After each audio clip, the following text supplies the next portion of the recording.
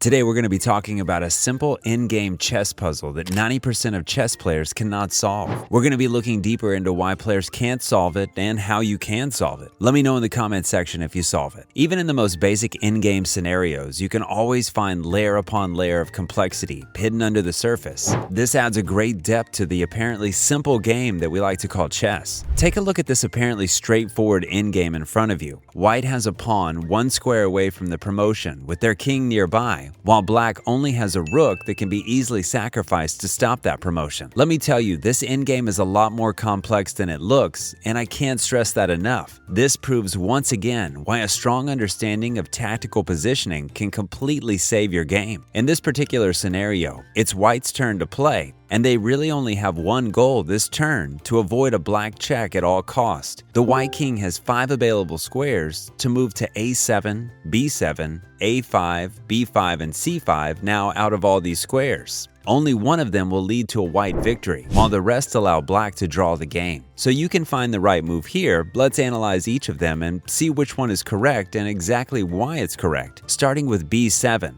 Now, if the white king moves to b7, it's an immediate disaster. Black will simply move to d7, pinning the pawn to our king, and we'll take it to the next move. The same applies to a7, as we see that the 7th rank is a complete no man's land. Now, what about a5? Unfortunately, a5 is even worse, because now we not only lose that pawn, we're also going to lose the game with rook to c6, so while white needs to move to protect the c6 square.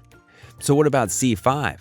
Seems good. It attacks the rook and it pushes it away. The problem with that is that we push the rook right back here to d1, and we can't stop the next move, which is rook to c1, even if we move the king back to b6. It will not work because, remember, black's purpose here is not to win. Black's purpose is not to lose, so this only really leaves us with one choice: king to b5, the first correct move in a long series of suitable choices. But why is this the winning move? Because after this move, we protect that c6 square, and we threaten to promote the pawn on our next move. The only thing that black can do in this position is to start giving checks and hopefully pick up that pawn somewhere along the way. We can't go back to b6 because of the threefold repetition rule in this position. We have the exact same pattern as the previous pattern, so let's just try a couple of options. We can't move here to a4 or a6 because of the potential of black rook moving over here to c5 and just capturing our pawn. Same story goes for c4 and c6, because then black is just going to go down to d1 and then to c1, the next move, and once again take our pawn. So the only way to win is to remain on that b file, and the only real move on the b file is king to b4. Now again, black's only option here is just to keep checking us and cross his fingers that he'll somehow pick up that pawn. So maybe you're thinking that we honestly can't make any progress in this situation because black is just going to check us infinitely. But you'd be wrong, because right here black can't do that. After the rook check on d3,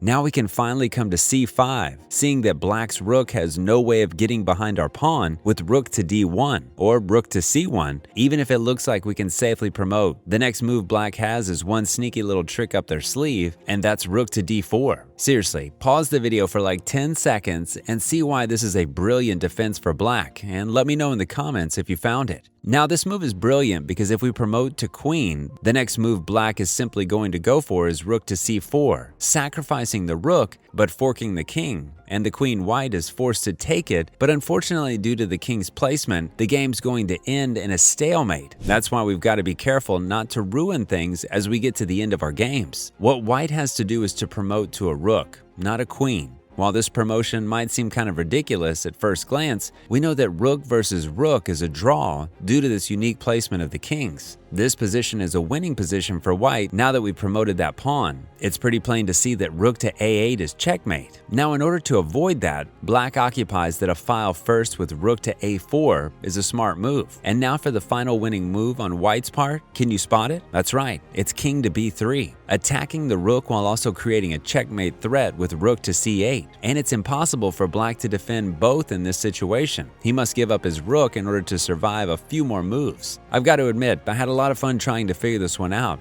And I hope you guys enjoyed this tricky little puzzle too. And I hope it made you remember that oftentimes, though it seems super simple and super straightforward, it's usually not the way we play chess. So always look for possible wins, even in the most daunting scenarios. Once again, please like and subscribe if you enjoyed this short little puzzle, and do not hesitate to comment any topics you'd like to see us cover in the comment section below. Have a great day.